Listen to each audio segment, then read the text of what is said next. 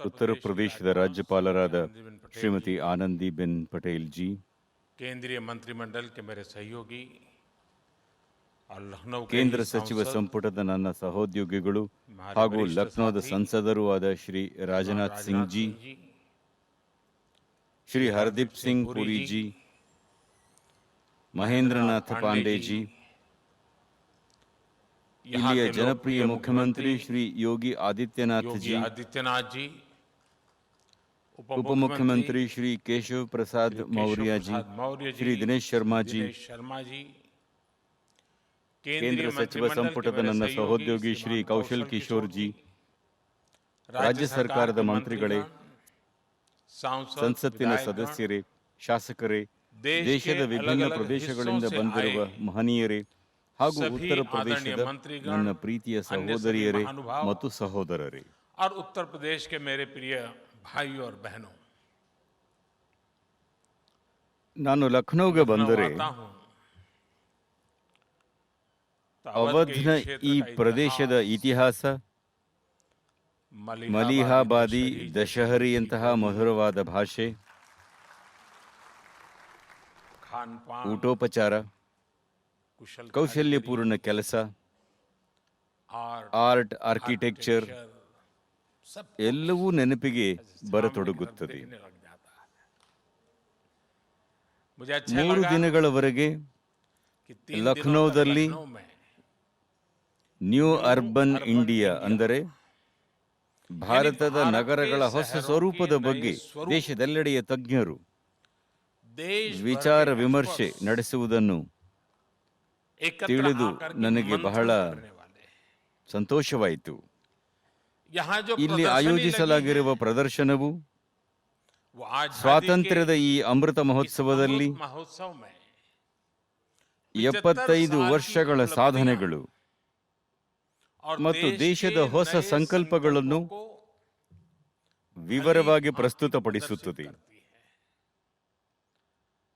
ನನ್ನ ಅನುಭವಕ್ಕೆ ಬಂದ ಹಾಗೆ ಈ ಹಿಂದೆ ಡಿಫೆನ್ಸ್ನ ಕಾರ್ಯಕ್ರಮ ನಡೆದಾಗ ಆಯೋಜಿಸಲಾಗಿದ್ದ ಪ್ರದರ್ಶನವನ್ನು ನೋಡಲು ಬರೀ ಲಖನೌ ಮಾತ್ರವಲ್ಲ, ಸಂಪೂರ್ಣ ಉತ್ತರ ಪ್ರದೇಶವೇ ಬಂದಿತ್ತು. ಇಲ್ಲಿಯ ನಾಗರಿಕರಿಗೆ ನನ್ನ ಆಗ್ರಹವೆಂದರೆ ಈ ಬಾರಿಯ ಪ್ರದರ್ಶನವನ್ನು ನೀವೆಲ್ಲರೂ ನೋಡಿ. ನಾವೆಲ್ಲರೂ ಕೂಡಿ ದೇಶವನ್ನು ಬಹಳ ಎತ್ತರಕ್ಕೆ ಕೊಂಡೊಯ್ಯಬಹುದು. ಈ ಪ್ರದರ್ಶನವು ನಮ್ಮ ವಿಶ್ವಾಸವನ್ನು ಹೆಚ್ಚಿಸುತ್ತದೆ. ನೀವೆಲ್ಲರೂ ತಪ್ಪದೇ ನೋಡಿ. ಇಂದು ಯುಪಿಯ ನಗರಗಳ ಅಭಿವೃದ್ಧಿಗೆ ಸಂಬಂಧಿಸಿದ 75 ಯೋಜನೆಗಳ ಶಿಲಾನ್ಯಾಸ ಮತ್ತು ಲೋಕಾರ್ಪಣೆಗೊಳಿಸಲಾಗಿದೆ. ಇಂದು ಯುಪಿಯ 75 ಜಿಲ್ಲೆಗಳಲ್ಲಿ 75,000 ಫಲಾನುಭವಿಗಳಿಗೆ ತಮ್ಮ ಸ್ವಂತ ಮನೆಯ ಕೀಲಿ ಕೈಗಳು ಸಿಗುತ್ತಿವೆ. ಈ ಎಲ್ಲ ಮಿತ್ರರು ಈ ವರ್ಷದ ದಸರಾ, ದೀಪಾವಳಿ, ಛಠ್, ಗುರು ಪೂರ್ಣಿಮೆ, ಈದ್ ಎ ಮಿಲಾದ್ ಅಲ್ಲದೆ ಮುಂಬರುವ ಅನೇಕ ಹಬ್ಬಗಳನ್ನು ತಮ್ಮ ಹೊಸ ಮನೆಯಲ್ಲಿಯೇ ಆಚರಿಸುವರು. ಈಗಷ್ಟೇ ಕೆಲವು ಜನರೊಂದಿಗೆ ಮಾತನಾಡಿ ನನಗೆ ಬಹಳಷ್ಟು ಸಂತೋಷವಾಯಿತು. ಊಟದ ಆಮಂತ್ರಣವೂ ಕೂಡ ಸಿಕ್ಕಿದೆ. ನನಗೆ ಸಂತೋಷ ತಂದ ಇನ್ನೊಂದು ವಿಷಯವೆಂದರೆ ದೇಶದಲ್ಲಿ ಪ್ರಧಾನಮಂತ್ರಿ ಆವಾಸ್ ಯೋಜನೆಯಡಿ ನೀಡಲಾಗುತ್ತಿರುವ ಮನೆಗಳಲ್ಲಿ 80%ಕ್ಕಿಂತ ಹೆಚ್ಚು ಮನೆಗಳ ಮಾಲೀಕತ್ವವನ್ನು ಮಹಿಳೆಯರು ಹೊಂದಿದ್ದಾರೆ ಅಥವಾ ಅವರು ಜಂಟಿ ಮಾಲೀಕರಾಗಿದ್ದಾರೆ. ಮಹಿಳೆಯರಿಗೆ ಸೇರಿದ ಮನೆಗಳಿಗೆ ಸಂಬಂಧಿಸಿದಂತೆ ಯುಪಿ ಸರ್ಕಾರವು ಒಂದು ಉತ್ತಮ ನಿರ್ಧಾರವನ್ನು ತೆಗೆದುಕೊಂಡಿರುವುದಾಗಿ ನನಗೆ ಹೇಳಲಾಗಿದೆ. 10 ಲಕ್ಷದವರೆಗಿನ ಮನೆಗಳ ನೋಂದಣಿಗಾಗಿ ಮಹಿಳೆಯರಿಗೆ ಮುದ್ರಾಂಕ ಶುಲ್ಕದಲ್ಲಿ 2% ರಿಯಾಯಿತಿಯನ್ನು ಕೂಡ ನೀಡಲಾಗುತ್ತಿದೆ ಎಂಬುದು. ಇದು ಅತ್ಯಂತ ಶ್ಲಾಘನೀಯವಾದ ನಿರ್ಧಾರವಾಗಿದೆ. लेकिन ಆದರೆ साथियों, जब हम ये ಸ್ನೇಹಿತರೆ, ನಾವು ಈ ಮಾತುಗಳನ್ನಾಡುವಾಗ कि महिलाओं ಮಹಿಳೆಯರ ಹೆಸರಿನಲ್ಲಿ ಮಾಡಲಾಗುತ್ತಿದೆ ಎಂಬುದೆಲ್ಲ तो ನಮ್ಮ उतना ಮನಸ್ಸಲ್ಲಿ हमारे मन में ಸುಲಭವಾಗಿ register ರಿಜಿಸ್ಟರ್ ಆಗುವುದಿಲ್ಲ. लेकिन मैं ನಾನು थोड़ा ಸ್ವಲ್ಪ ನಿಮ್ಮನ್ನು ಆ ಲೋಕಕ್ಕೆ उस ಕರೆದುಕೊಂಡು दुनिया में ले ಹೋಗುತ್ತೇನೆ. जाता हूं, आपको ನೀವು अंदाजा ಊಹಿಸಬಹುದು ನನ್ನ ನಿರ್ಣಯವು ಎಷ್ಟೊಂದು ಮಹತ್ವಪೂರ್ಣವಾಗಿದೆ ಎಂದು. आएगा। आप देखिए, ನೋಡಿ, ಈಗ ಯಾವುದೇ ಕುಟುಂಬದಲ್ಲಿ ಸರಿ ಅಥವಾ ತಪ್ಪು ಯಾವುದೆಂದು ನಾನು ಹೇಳುತ್ತಿಲ್ಲ. अच्छा है गलत ನಾನು है ये मैं नहीं कह रहा हूं। ಕೇವಲ मैं सिर्फ ಪದ್ಧತಿಯ स्थिति का ಬಗ್ಗೆ बयान- ಮಾತನಾಡುತ್ತಿದ್ದೇನೆ. ಮನೆ ಇದೆ ಎಂದರೆ ಅದು ಪತಿಯ ಹೆಸರಿನಲ್ಲಿ, पति के नाम पर, खेत ಹೊಲವಿದೆ है, ಅಂದರೆ पति के नाम पर, ಅದು ಪತಿಯ ಹೆಸರಿನಲ್ಲಿ, ಗಾಡಿ है, ಗಾಡಿ ಇದೆ ಎಂದರೆ ಅದು ಪತಿಯ ಹೆಸರಿನಲ್ಲಿ, स्कूटर ಸ್ಕೂಟರ್ है, ಇದ್ದರೆ ಅದು ಪತಿಯ ಹೆಸರಿನಲ್ಲಿ, दुकान ಅಂಗಡಿ है, ಇದ್ದರೆ ಅದು ಪತಿಯ ಹೆಸರಿನಲ್ಲಿ. और अगर पति ಒಂದು नहीं ವೇಳೆ रहा, ಪತಿಯು ಇಲ್ಲದಿದ್ದರೆ तो बेटे के ಆಗ ಮಗನ ಹೆಸರಿನಲ್ಲಿ, लेकिन उस ಆದರೆ माँ ಆ के ತಾಯಿಯ ಹೆಸರಿನಲ್ಲಿ ಏನೂ ಇರುವುದಿಲ್ಲ. नाम, उस ಆ महिला के ಮಹಿಳೆಯ नाम कुछ ಹೆಸರಿನಲ್ಲಿ भी नहीं। ಏನೇನೂ ಇರುವುದಿಲ್ಲ. एक स्वस्थ ಒಂದು समाज के ಆರೋಗ್ಯಪೂರ್ಣ लिए ಸಮಾಜದ ನಿರ್ಮಾಣಕ್ಕಾಗಿ, बनाने के लिए ಸಮಾನತೆಗಾಗಿ कदम उठाने पड़ते हैं। ಕೆಲವು ನಿರ್ಣಯಗಳನ್ನು इसलिए ತೆಗೆದುಕೊಳ್ಳಬೇಕಾಗುತ್ತದೆ. हमने तय किया है ಆದ್ದರಿಂದ ನಾವು कि ನಿರ್ಧರಿಸಿದ್ದೇವೆ, सरकार जो आवास देगी, ಸರ್ಕಾರವು ನೀಡುತ್ತಿರುವ ವಸತಿಗಳ ಮಾಲೀಕತ್ವ ಮಹಿಳೆಯರದ್ದಾಗಿರುತ್ತದೆ.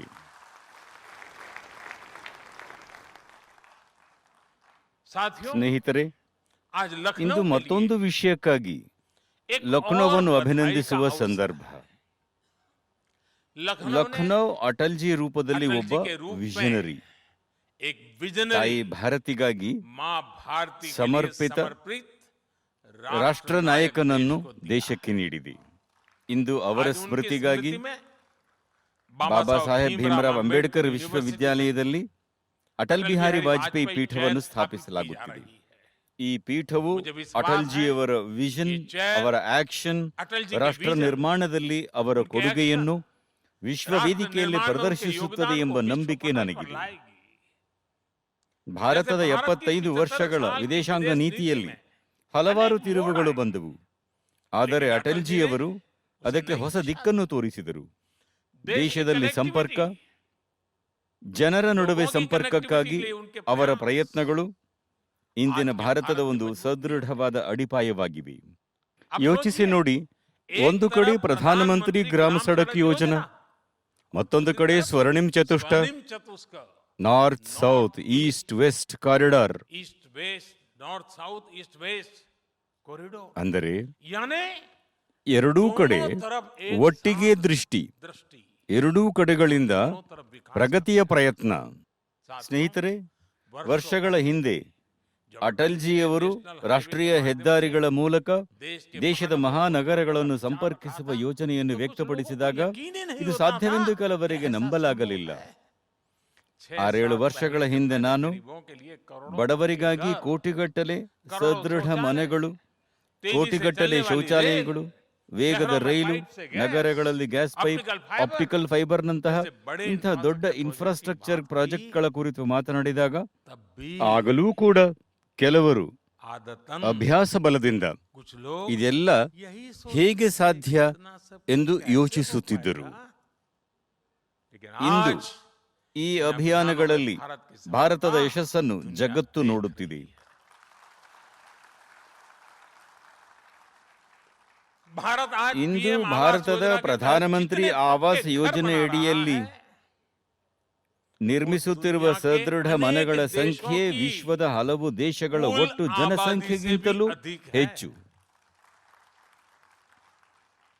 एक समय था, ಮನೆಗಾಗಿ ಸ್ವೀಕೃತಿ ಅರ್ಜಿಯಿಂದ जब ಹಿಡಿದು घर की स्वीकृति ಅದನ್ನು से लेकर उसको ಕಾರ್ಯಗತಗೊಳಿಸುವುದಕ್ಕೆ जमीन पर ವರ್ಷಗಳೇ उतरने में ತೆಗೆದುಕೊಳ್ಳುತ್ತಿದ್ದ बरसों लग ಸಮಯವಿತ್ತು. जाते थे। जो घर बनते थे, ನಿರ್ಮಾಣವಾಗುತ್ತಿದ್ದ ಮನೆಗಳು वो शायद रहने ವಾಸಯೋಗ್ಯವಾಗಿ लायक ಕೂಡ नहीं, ಇರುತ್ತಿದ್ದವೇ सवालिया ಎಂಬ निशान ಪ್ರಶ್ನೆ जरूर ಮೂಡುತ್ತಿತ್ತು. पूछे जाते थे। घरों की ನಿರ್ಮಾಣ साइज ಸಾಮಗ್ರಿ ಕಳಪೆ, कंस्ट्रक्शन मटेरियल खराब, ಹಂಚಿಕೆಯಲ್ಲಿ ವಂಚನೆ, में हेरा फेरी, ये सब ಇದನ್ನೇ ನನ್ನ मेरे ಬಡ गरीब ಸಹೋದರ भाइयों ಸಹೋದರಿಯರ बहनों को ಭಾಗ್ಯವನ್ನಾಗಿ बना ಮಾಡಲಾಗಿತ್ತು. दिया गया था।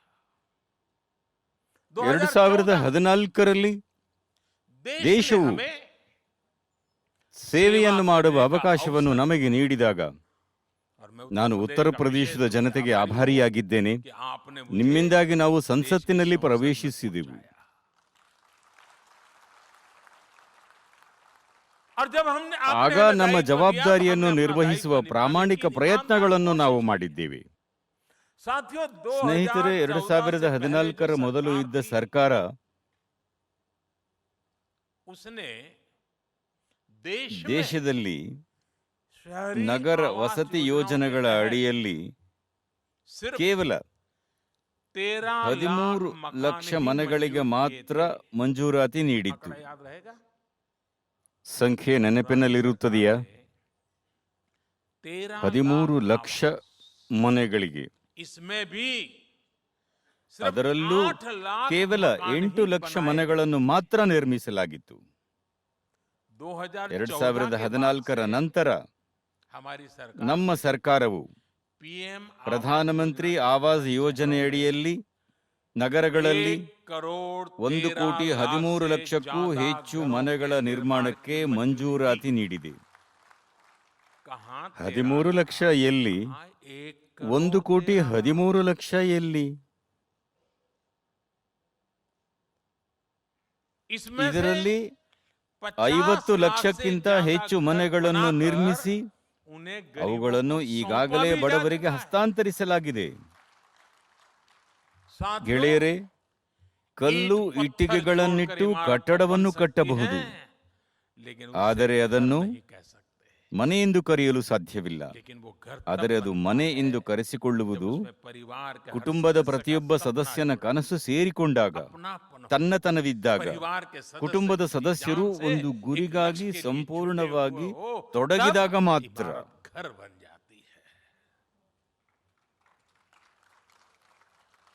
ಸ್ನೇಹಿತರೆ, ನಾವು ಮನೆಗಳ ವಿನ್ಯಾಸದಿಂದ ಹಿಡಿದು ಮನೆಗಳ ನಿರ್ಮಾಣದವರೆಗಿನ ಸಂಪೂರ್ಣ ಸ್ವಾತಂತ್ರ್ಯವನ್ನು ಫಲಾನುಭವಿಗಳಿಗೆ ಬಿಟ್ಟುಕೊಟ್ಟಿದ್ದೇವೆ. ಅವರಿಗೆ ಇಷ್ಟವಾಗುವ ಹಾಗೆ ಮನೆ ಕಟ್ಟಿಕೊಳ್ಳಲಿ. ದಿಲ್ಲಿಯಲ್ಲಿ ಏರ್ ಕಂಡೀಷನರ್ ಕೊಠಡಿಗಳಲ್ಲಿ ಕುಳಿತುಕೊಂಡು ಅವರು ಹೇಳಲಾಗದು, ಕಿಟಕಿ ಇಲ್ಲಿರಬೇಕೆ ಅಥವಾ ಅಲ್ಲಿರಬೇಕೆ.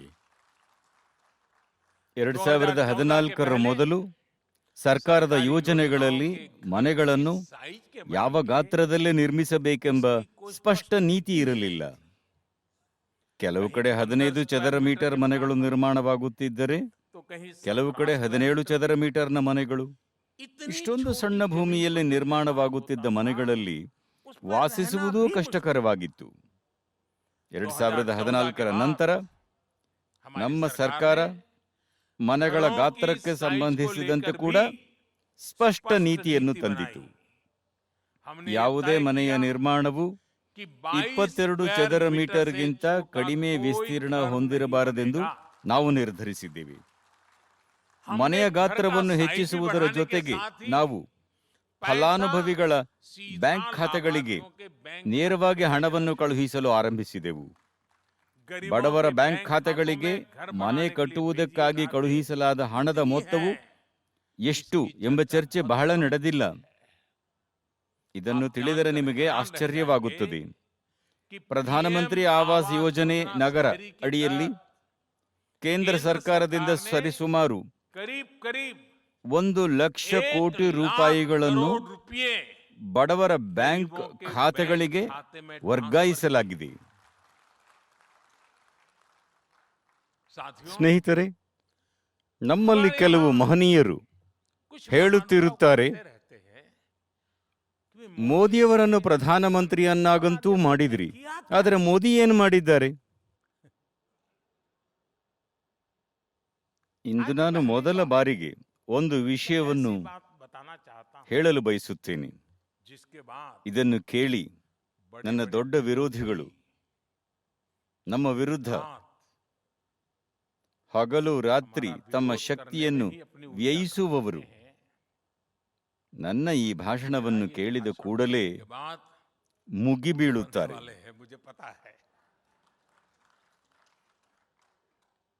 ಆದರೆ ಇದನ್ನು ಹೇಳಲೇಬೇಕೆಂದು ನನಗನ್ನಿಸುತ್ತದೆ. ನನ್ನ ಸ್ನೇಹಿತರು, ನನ್ನ ಕುಟುಂಬದವರು ಗುಡಿಸಲುಗಳಲ್ಲಿ ಜೀವನ ನಡೆಸುತ್ತಿದ್ದರು.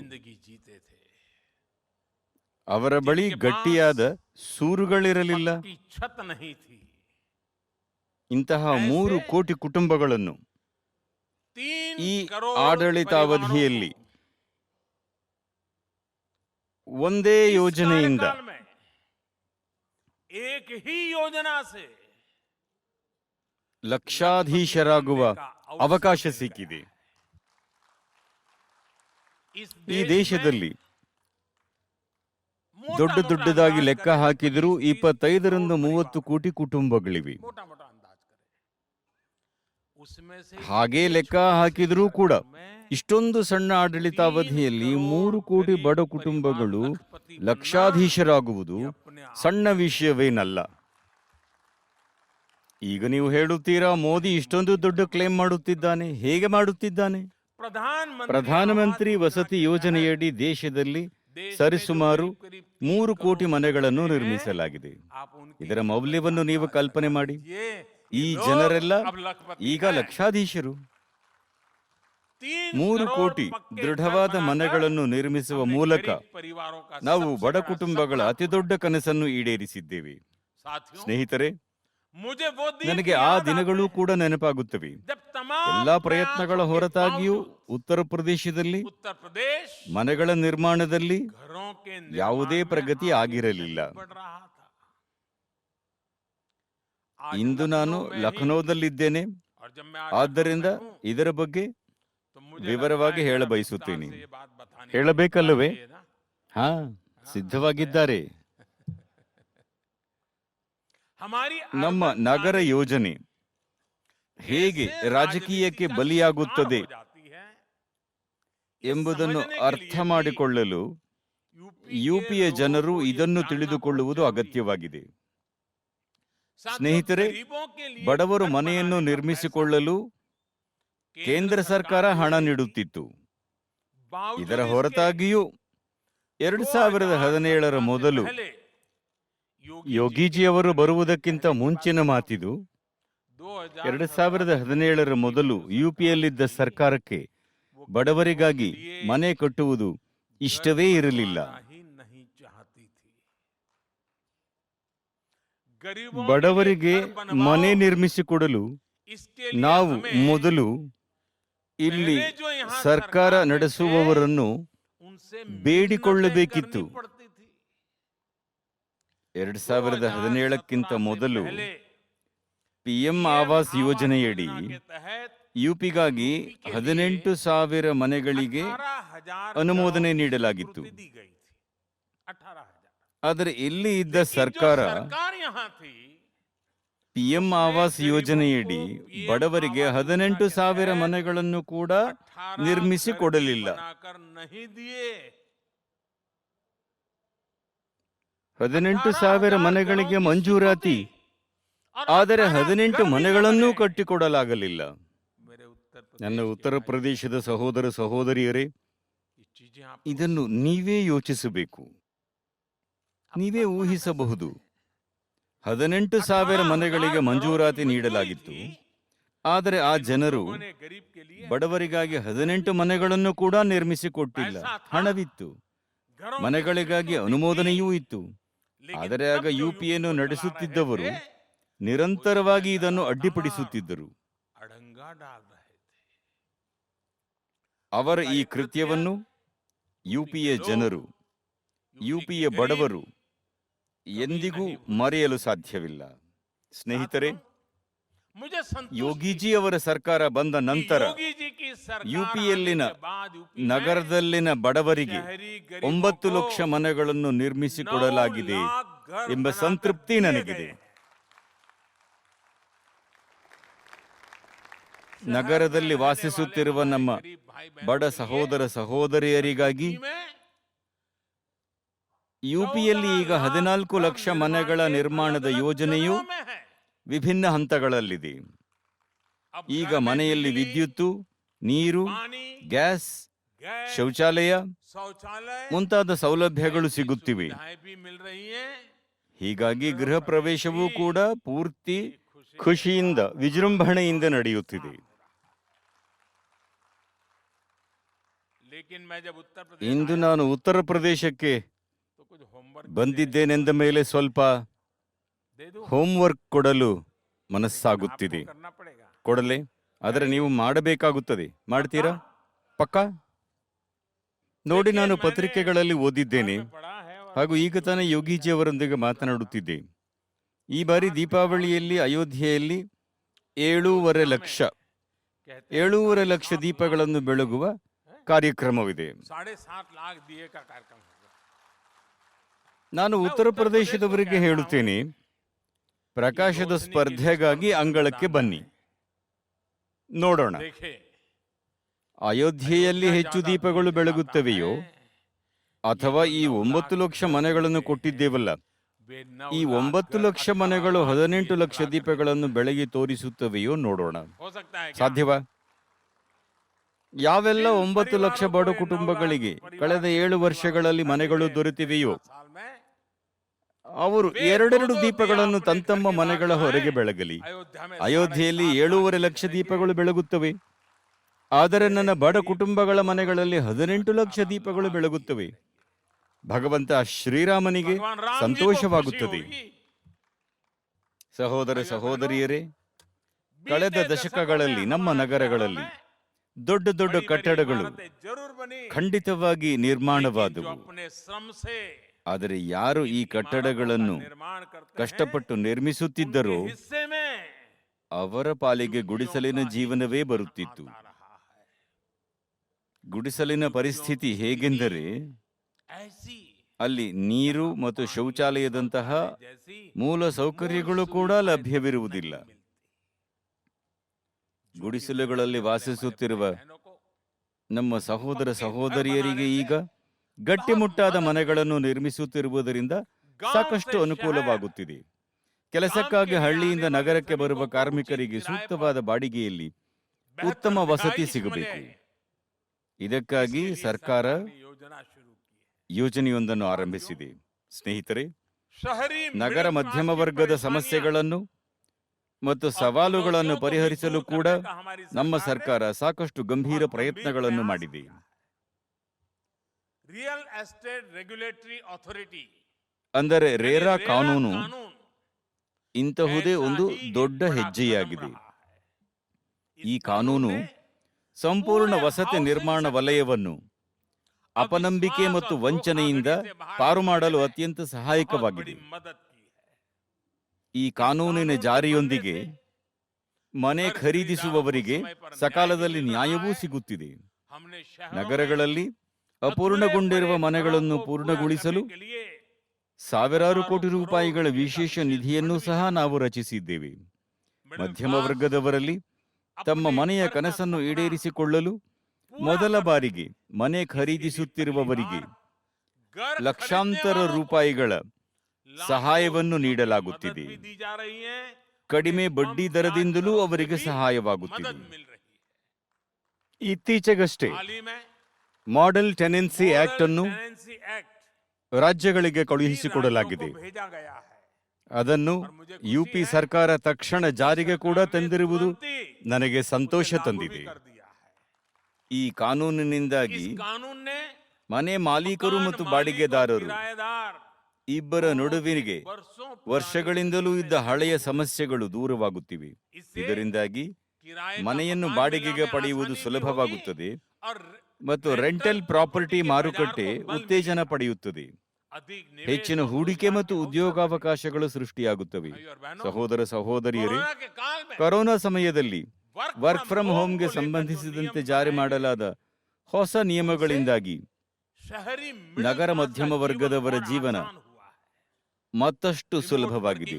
ರಿಮೋಟ್ ವರ್ಕಿಂಗ್ ಸುಲಭವಾದ್ದರಿಂದ कोरोना काल ಕೊರೋನಾ में ಸಮಯದಲ್ಲಿ middle class के ಮಧ್ಯಮ साथियों को ವರ್ಗದ बहुत ಸ್ನೇಹಿತರಿಗೆ ಬಹಳ ನೆಮ್ಮದಿ राहत। भाइयों और ದೊರೆತಿದೆ. बहनों, ಸಹೋದರ अगर आप ಸಹೋದರಿಯರೇ, याद करें तो ನಿಮಗೆ ನೆನಪಿದ್ದರೆ 2014 2014ಕ್ಕಿಂತ ಮೊದಲು ನಮ್ಮ ನಗರಗಳ ಸ್ವಚ್ಛತೆಯ ಬಗ್ಗೆ ನಾವು ನಕಾರಾತ್ಮಕ ಚರ್ಚೆಗಳನ್ನೇ ಹೆಚ್ಚಾಗಿ ಕೇಳುತ್ತಿದ್ದೆವು. चर्चाएं ही सुनते थे। ಕೊಳೆಯನ್ನು ನಗರ ಜೀವನದ ಸ್ವಭಾವವೆಂದು ಒಪ್ಪಿಕೊಳ್ಳಲಾಗಿತ್ತು.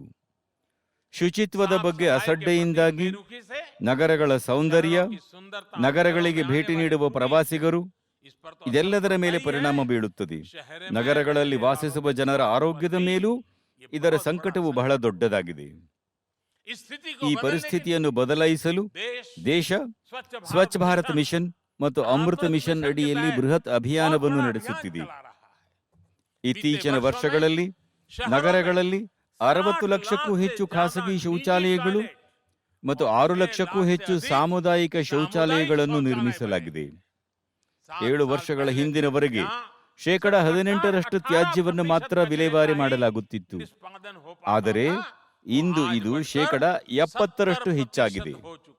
ಇಲ್ಲಿ ಉತ್ತರ ಪ್ರದೇಶದಲ್ಲೂ ತ್ಯಾಜ್ಯ ಸಂಸ್ಕರಣೆಯ ವಿಶಾಲ ಸಾಮರ್ಥ್ಯವನ್ನು ಕಳೆದ ಕೆಲವು ವರ್ಷಗಳಲ್ಲಿ ಅಭಿವೃದ್ಧಿಪಡಿಸಲಾಗಿದೆ. ಇಂದು ನಾನು ಪ್ರದರ್ಶನದಲ್ಲಿ ನೋಡಿದೆ, ಇಂತಹ ಅನೇಕ ವಸ್ತುಗಳನ್ನು ಅಲ್ಲಿ ಇಡಲಾಗಿದೆ. ಇದು ಮನಸ್ಸಿಗೆ ಸಮಾಧಾನ ಕೊಡುವ ದೃಶ್ಯ. ಈಗ ಸ್ವಚ್ಛ ಭಾರತ ಅಭಿಯಾನ 2 ಅಡಿಯಲ್ಲಿ ನಗರಗಳಲ್ಲಿ ನಿಂತಿರುವ ಕಸದ ಬೆಟ್ಟಗಳನ್ನು ತೆಗೆದುಹಾಕುವ ಅಭಿಯಾನವನ್ನು ಸಹ ಆರಂಭಿಸಲಾಗಿದೆ. ಸ್ನೇಹಿತರೆ, ನಗರಗಳ ಭವ್ಯತೆಯನ್ನು ಹೆಚ್ಚಿಸುವಲ್ಲಿ ಮತ್ತೊಂದು ಪ್ರಮುಖ ಪಾತ್ರವನ್ನು ನಿರ್ವಹಿಸಿದ್ದು ಎಲ್ಇಡಿ ಬಲ್ಬ್ಗಳು. ಸರ್ಕಾರವು ದೇಶದಲ್ಲಿ ಅಭಿಯಾನವನ್ನು ಆರಂಭಿಸಿ 90 ಲಕ್ಷಕ್ಕೂ ಹೆಚ್ಚು ಹಳೆಯ ಬೀದಿ ದೀಪಗಳಿಗೆ ಬದಲಾಗಿ ಎಲ್ಇಡಿ ಬಲ್ಬ್ಗಳನ್ನು ಅಳವಡಿಸಿದೆ. ಎಲ್ಇಡಿ ಬೀದಿ ದೀಪಗಳ ಅಳವಡಿಕೆಯಿಂದಾಗಿ ನಗರ ಸಂಸ್ಥೆಗಳಿಗೆ ಪ್ರತಿ ವರ್ಷ ಸುಮಾರು 1,000 ಕೋಟಿ ರೂಪಾಯಿಗಳ ಉಳಿತಾಯವಾಗುತ್ತಿದೆ. ಈ ಮೊತ್ತವನ್ನು ಈಗ ಅಭಿವೃದ್ಧಿಯ ಇತರ ಕೆಲಸಗಳಿಗೆ ಬಳಸಲಾಗುತ್ತಿದೆ. ಎಲ್ಇಡಿಯಿಂದ ನಗರಗಳಲ್ಲಿ ವಾಸಿಸುವ ಜನರ ವಿದ್ಯುತ್ ಬಿಲ್ ಕೂಡ ಸಾಕಷ್ಟು ಕಡಿಮೆಯಾಗಿದೆ. 300 ರೂಪಾಯಿಗಿಂತ ಹೆಚ್ಚು ದುಬಾರಿಯಾಗಿದ್ದ ಎಲ್ಇಡಿ ಬಲ್ಬ್ಗಳನ್ನು ಸರ್ಕಾರವು ಉಜಾಲಾ ಯೋಜನೆಯಡಿ 50 ರಿಂದ 60 ರೂಪಾಯಿಗಳಿಗೆ ಪೂರೈಸಿದೆ. ಈ ಯೋಜನೆಯ ಮೂಲಕ ಸುಮಾರು 37 ಕೋಟಿ ಎಲ್ಇಡಿ ಬಲ್ಬ್ಗಳನ್ನು ವಿತರಿಸಲಾಗಿದೆ.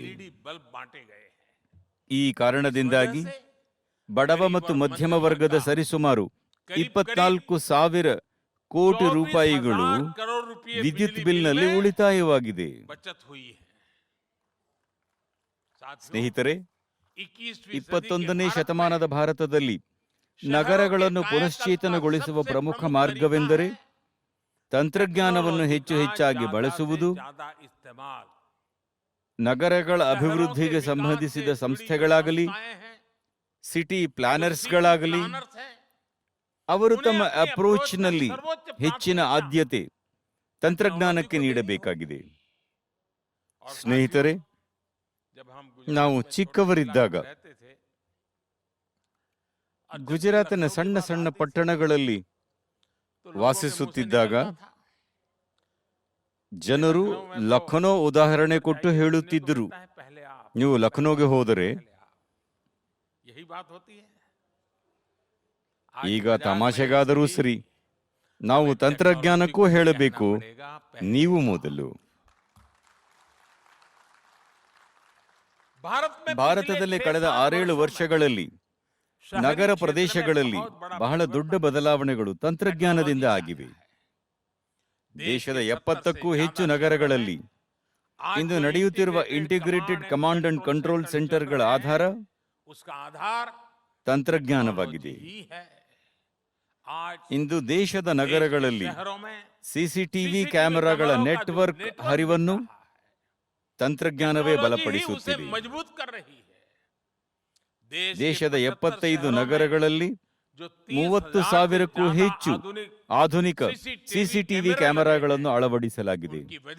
ಅವುಗಳ ಕಾರಣದಿಂದಾಗಿ ಅಪರಾಧಿಗಳು 100 ಬಾರಿ ಯೋಚಿಸಬೇಕಾಗುತ್ತದೆ.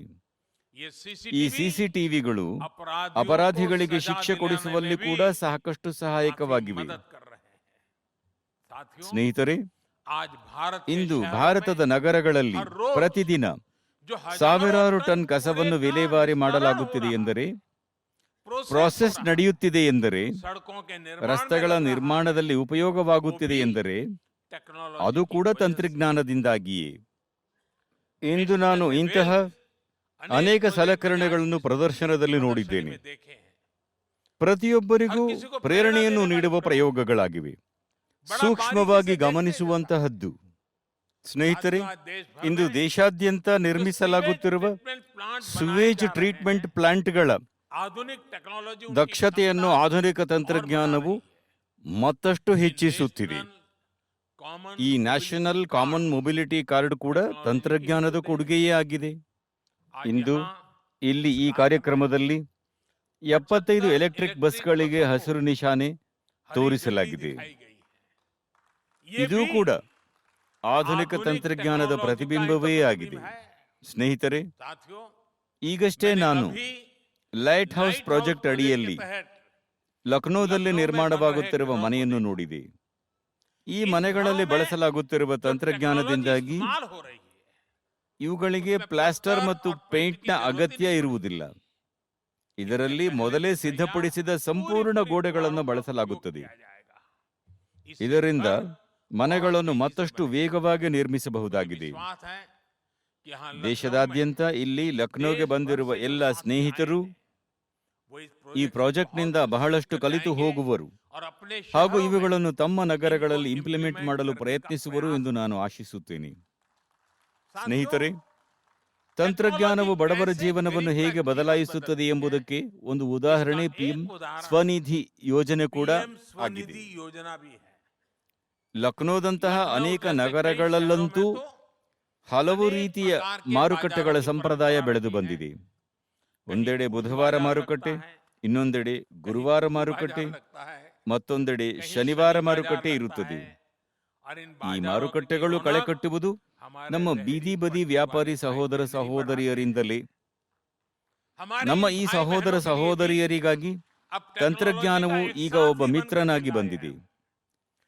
ಪ್ರಧಾನಮಂತ್ರಿ ಸ್ವನಿಧಿ ಯೋಜನೆಯಡಿ ಬೀದಿ ಬದಿ ವ್ಯಾಪಾರಿಗಳನ್ನು, ಸ್ಟ್ರೀಟ್ ವೆಂಡರ್ಸ್ಗಳನ್ನು ಬ್ಯಾಂಕುಗಳೊಂದಿಗೆ ಸಂಪರ್ಕಿಸಲಾಗುತ್ತಿದೆ.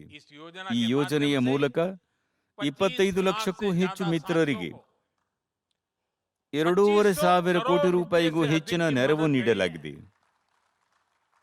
ಇದರಲ್ಲಿಯೂ ಉತ್ತರ ಪ್ರದೇಶದ 7 ಲಕ್ಷಕ್ಕೂ ಹೆಚ್ಚು ಮಿತ್ರರು ಸ್ವನಿಧಿ ಯೋಜನೆಯ ಲಾಭವನ್ನು ಪಡೆದಿದ್ದಾರೆ. ಈಗ ಅವರ ಬ್ಯಾಂಕಿಂಗ್ ಹಿಸ್ಟರಿ ತಯಾರಾಗುತ್ತಿದೆ ಮತ್ತವರು ಹೆಚ್ಚು ಹೆಚ್ಚು ಡಿಜಿಟಲ್ ವಹಿವಾಟುಗಳನ್ನು ನಡೆಸುತ್ತಿದ್ದಾರೆ. ನನಗೆ ಸಂತೋಷ ಕೊಡುವ ವಿಷಯ, ಸ್ವನಿಧಿ ಯೋಜನೆಯಿಂದ ಅತ್ಯಂತ ಹೆಚ್ಚು ಲಾಭವನ್ನು ತಲುಪಿಸುವ ಸಂಪೂರ್ಣ ದೇಶದ ಅಗ್ರ 3 ನಗರಗಳಲ್ಲಿ 2 ನಗರಗಳು ನಮ್ಮ ಉತ್ತರ ಪ್ರದೇಶದಲ್ಲೇ ಇರುವುದು. ಇಡೀ ದೇಶದಲ್ಲಿ ನಂಬರ್ 1 ಇರುವುದು ಲಕ್ನೋ ಮತ್ತು 2ನೇ ಸ್ಥಾನದಲ್ಲಿ ಇರುವುದು ಕಾನ್ಪುರ. ಈ ಕೊರೋನಾ ಸಮಯದಲ್ಲಿ ಇದೊಂದು ದೊಡ್ಡ ಸಹಾಯವಾಗಿದೆ. ಇದಕ್ಕಾಗಿ ನಾನು ಯೋಗಿಜಿ ಅವರ ಸರ್ಕಾರವನ್ನು ಅಭಿನಂದಿಸುತ್ತೇನೆ. ಸ್ನೇಹಿತರೆ, ಇಂದು ನಾನು ಬೀದಿ ಬದಿ ವ್ಯಾಪಾರಿ ಮಿತ್ರರ ಡಿಜಿಟಲ್ ವಹಿವಾಟಿನ ಬಗ್ಗೆ ಮಾತನಾಡುತ್ತಿರುವ ಈ ಸಂದರ್ಭದಲ್ಲಿ ಮೊದಲು ಯಾವ ರೀತಿ ಇದನ್ನು ಅಪಹಾಸ್ಯ ಮಾಡಲಾಗುತ್ತಿತ್ತು ಎಂಬುದು ನನಗೆ ನೆನಪಾಗುತ್ತಿದೆ. ಕಡಿಮೆ ಓದು ಬರಹ ಬಲ್ಲ ಈ ಜನರು ಡಿಜಿಟಲ್ ವಹಿವಾಟನ್ನು ಮಾಡುವುದು ಹೇಗೆ ತಾನೇ ಸಾಧ್ಯವಾಗುತ್ತದೆ ಎಂದು ಹೇಳಲಾಗುತ್ತಿತ್ತು. ಆದರೆ ಸ್ವನಿಧಿ ಯೋಜನೆಯೊಂದಿಗೆ ಕೂಡಿಕೊಂಡ ಬೀದಿ ಬದಿ ವ್ಯಾಪಾರಿಗಳಿಂದ ಇಲ್ಲಿಯವರೆಗೂ 7 ಕೋಟಿಗೂ ಹೆಚ್ಚು ಬಾರಿ ಡಿಜಿಟಲ್ ವಹಿವಾಟು ನಡೆಸಲಾಗಿದೆ. ಈಗ ಇವರು ಸಗಟು ವ್ಯಾಪಾರಿಗಳಿಂದ ಏನನ್ನಾದರೂ ಖರೀದಿಸಲು ಹೋದರೆ ಡಿಜಿಟಲ್ ಪಾವತಿಗಳನ್ನೇ ಮಾಡುತ್ತಿದ್ದಾರೆ. ಇಂತಹ ಮಿತ್ರರಿಂದಾಗಿಯೇ ಭಾರತ ಇಂದು ಡಿಜಿಟಲ್ ಪಾವತಿಗಳಲ್ಲಿ ಹೊಸ ದಾಖಲೆಗಳನ್ನು ಸ್ಥಾಪಿಸುತ್ತಿದೆ. ಜುಲೈ, ಆಗಸ್ಟ್, ಸೆಪ್ಟೆಂಬರ್ ಅಂದರೆ ಕಳೆದ 3 ತಿಂಗಳಲ್ಲಿ ಪ್ರತಿ ತಿಂಗಳು 6 ಲಕ್ಷ ಕೋಟಿಗೂ ಹೆಚ್ಚು ಮೌಲ್ಯದ ಡಿಜಿಟಲ್ ವಹಿವಾಟು ನಡೆದಿದೆ. ಅಂದರೆ ಬ್ಯಾಂಕುಗಳಲ್ಲಿ ಜನರು ಬಂದು ಹೋಗುವ ಪ್ರಯಾಣವೂ ಅಷ್ಟೇ ಕಡಿಮೆಯಾಗುತ್ತಿದೆ. ಇದು ಬದಲಾಗುತ್ತಿರುವ ಭಾರತ ಮತ್ತು ತಂತ್ರಜ್ಞಾನವನ್ನು ಅಳವಡಿಸಿಕೊಳ್ಳುವ ಭಾರತದ ಶಕ್ತಿಯನ್ನು ತೋರಿಸುತ್ತದೆ. ಸ್ನೇಹಿತರೆ, ಕಳೆದ ಹಲವು ವರ್ಷಗಳಿಂದ ಭಾರತದಲ್ಲಿ ಟ್ರಾಫಿಕ್ ಸಮಸ್ಯೆ ಮತ್ತು ಮಾಲಿನ್ಯದ ಸವಾಲು ಎರಡರಲ್ಲೂ ಹೋಲಿಸ್ಟಿಕ್ ಅಪ್ರೋಚ್ ಮೂಲಕ ಕೆಲಸ ಮಾಡಿದೆ. ಮೆಟ್ರೋ ಕೂಡ ಇದಕ್ಕೆ ಉತ್ತಮ ಉದಾಹರಣೆಯಾಗಿದೆ. ಇಂದು ಭಾರತದ ಮೆಟ್ರೋ ಸೇವೆ ದೇಶದ ಪ್ರಮುಖ ನಗರಗಳಲ್ಲಿ ವೇಗವಾಗಿ ವಿಸ್ತರಿಸುತ್ತಿದೆ. 2014ರಲ್ಲಿ 250 ಕಿಲೋಮೀಟರ್ಗಿಂತ ಕಡಿಮೆ ಮಾರ್ಗದಲ್ಲಿ ಮೆಟ್ರೋ ಚಲಿಸುತ್ತಿತ್ತು. ಆದರೆ ಇಂದು ಸುಮಾರು 750 ಕಿಲೋಮೀಟರ್ಗಳವರೆಗೆ ಮೆಟ್ರೋ ಚಲಿಸುತ್ತಿದೆ. ಇಂದು ದೇಶದಲ್ಲಿ 1,000 ಕಿಲೋಮೀಟರ್ಗಳಿಗಿಂತ ಹೆಚ್ಚು ಮೆಟ್ರೋ ಟ್ರ್ಯಾಕ್ಗಳ ಕಾಮಗಾರಿ ನಡೆಯುತ್ತಿದೆ. ಇಂದು ಉತ್ತರ ಪ್ರದೇಶದಲ್ಲಿಯೂ ಕೂಡ 6 ನಗರಗಳಲ್ಲಿ ಮೆಟ್ರೋ ನೆಟ್ವರ್ಕ್ ವಿಸ್ತರಿಸುತ್ತಿದೆ. 100ಕ್ಕೂ ಹೆಚ್ಚು ನಗರಗಳಲ್ಲಿ ಎಲೆಕ್ಟ್ರಿಕ್ ಬಸ್ಗಳನ್ನು ಓಡಿಸುವ ಗುರಿಯಾಗಲಿ ಅಥವಾ ಉಡಾನ್ ಯೋಜನೆಯಾಗಲಿ, ಇವುಗಳು ಕೂಡ ನಗರ ಅಭಿವೃದ್ಧಿಗೆ ವೇಗವನ್ನು ನೀಡುತ್ತಿವೆ. 21ನೇ ಶತಮಾನದ ಭಾರತವು ಈಗ ಮಲ್ಟಿ ಮೋಡಲ್ ಕನೆಕ್ಟಿವಿಟಿಯ ಶಕ್ತಿಯೊಂದಿಗೆ ಮುಂದುವರಿಯುವುದು ಮತ್ತು ಇದರ ಸಿದ್ಧತೆಯೂ ಬಹಳ ವೇಗವಾಗಿ ನಡೆಯುತ್ತಿದೆ. ಸ್ನೇಹಿತರೆ, ನಗರ ಮೂಲಸೌಕರ್ಯದ ಈ ಎಲ್ಲ ಯೋಜನೆಗಳ ದೊಡ್ಡ ಧನಾತ್ಮಕ ಪರಿಣಾಮವೆಂದರೆ ಉದ್ಯೋಗ ಸೃಷ್ಟಿಯಾಗಿರಲಿ, ನಗರಗಳಲ್ಲಿ ಮೆಟ್ರೋ ಕೆಲಸವೇ ಆಗಿರಲಿ, ಮನೆಗಳನ್ನು ನಿರ್ಮಿಸುವುದಾಗಿರಲಿ, ವಿದ್ಯುತ್ ಮತ್ತು ನೀರಿನ ಕೆಲಸವೇ ಆಗಿರಲಿ, ಇವುಗಳು ಹೆಚ್ಚಿನ ಸಂಖ್ಯೆಯಲ್ಲಿ ಹೊಸ ಉದ್ಯೋಗಾವಕಾಶಗಳನ್ನು ಸೃಷ್ಟಿಸುತ್ತವೆ. ತಜ್ಞರು ಇದನ್ನು ಫೋರ್ಸ್ ಮಲ್ಟಿಪ್ಲೈಯರ್ ಎನ್ನುತ್ತಾರೆ. ಹಾಗಾಗಿ ಈ ಯೋಜನೆಗಳ ವೇಗವನ್ನು ನಾವು ಕಾಯ್ದುಕೊಳ್ಳಬೇಕಾಗುತ್ತದೆ. ಸಹೋದರ ಸಹೋದರಿಯರೇ, ಉತ್ತರ ಪ್ರದೇಶದಲ್ಲಿ ಸಂಪೂರ್ಣ ಭಾರತೀಯ ಸಂಸ್ಕೃತಿಯ ಪ್ರಾಣವಾಯು ನೆಲೆಸಿದೆ. ಇದು ಪ್ರಭು ಶ್ರೀರಾಮನ ಭೂಮಿ, ಶ್ರೀಕೃಷ್ಣನ ಭೂಮಿ, ಭಗವಾನ್ ಬುದ್ಧನ ಭೂಮಿಯಾಗಿದೆ. ಯುಪಿಯ ಸಮೃದ್ಧ ಪರಂಪರೆಯನ್ನು ರಕ್ಷಿಸಿ ಬೆಳೆಸುವುದು, ನಗರಗಳನ್ನು ಆಧುನೀಕರಿಸುವುದು ನಮ್ಮ ಜವಾಬ್ದಾರಿಯಾಗಿದೆ. 2017ಕ್ಕಿಂತ ಮೊದಲ ಯುಪಿ ಮತ್ತು ನಂತರದ ಯುಪಿಯಲ್ಲಿನ ವ್ಯತ್ಯಾಸ ಉತ್ತರ ಪ್ರದೇಶದ ಜನರಿಗೆ ಬಹಳ ಚೆನ್ನಾಗಿ ತಿಳಿದಿದೆ. ಮೊದಲು ವಿದ್ಯುತ್ತು ಯುಪಿಯಲ್ಲಿ ಬರುತ್ತಿದ್ದುದು ಕಡಿಮೆ, ಹೋಗುತ್ತಿದ್ದುದು ಹೆಚ್ಚು. ಬರುತ್ತಿದ್ದುದು ಎಲ್ಲೆಂದರೆ ಎಲ್ಲಿ ನಾಯಕರು ಬಯಸುತ್ತಿದ್ದರೋ ಅಲ್ಲಿ. ವಿದ್ಯುತ್ ಸೌಲಭ್ಯವಾಗಿರದೆ ರಾಜಕೀಯದ ಸಾಧನವಾಗಿತ್ತು. ಶಿಫಾರಸು ಇದ್ದಾಗ ಮಾತ್ರ ರಸ್ತೆಯ ನಿರ್ಮಾಣವಾಗುತ್ತಿತ್ತು. ಇನ್ನು ನೀರಿನ ಪರಿಸ್ಥಿತಿಯಂತೂ ನಿಮಗೆಲ್ಲರಿಗೂ ತಿಳಿದಿದೆ. ಈಗ ವಿದ್ಯುತ್ ಎಲ್ಲರಿಗೂ ಎಲ್ಲ ಕಡೆಯೂ ಒಂದೇ ಸಮನಾಗಿ ದೊರೆಯುತ್ತಿದೆ. ಈಗ ಬಡವರ ಮನೆಗೂ ವಿದ್ಯುತ್ ಬರುತ್ತದೆ. ಹಳ್ಳಿಯ ರಸ್ತೆಯು ಯಾವುದೇ ಶಿಫಾರಸ್ಸಿಗಾಗಿ ಕಾಯಬೇಕಿಲ್ಲ. ಅಂದರೆ ನಗರಾಭಿವೃದ್ಧಿಗೆ ಬೇಕಾದ ಇಚ್ಛಾಶಕ್ತಿ ಅದು ಕೂಡ ಇಂದು ಯುಪಿಯಲ್ಲಿ ಹಾಜರಿದೆ. ಯುಪಿಯಲ್ಲಿ ಇಂದು ಯಾವ ಎಲ್ಲ ಯೋಜನೆಗಳ ಶಂಕುಸ್ಥಾಪನೆ ಮಾಡಲಾಗಿದೆಯೋ ಅವುಗಳನ್ನು ಯೋಗಿಜಿ ಅವರ ನಾಯಕತ್ವದಲ್ಲಿ ತ್ವರಿತಗತಿಯಲ್ಲಿ ಪೂರ್ಣಗೊಳಿಸಲಾಗುವುದೆಂಬ ಭರವಸೆ ನನಗಿದೆ. ಮತ್ತೊಮ್ಮೆ ನಿಮ್ಮೆಲ್ಲರಿಗೂ ಅಭಿವೃದ್ಧಿ ಯೋಜನೆಗಳಿಗಾಗಿ ಅಭಿನಂದನೆಗಳು. ಬಹಳ ಧನ್ಯವಾದಗಳು.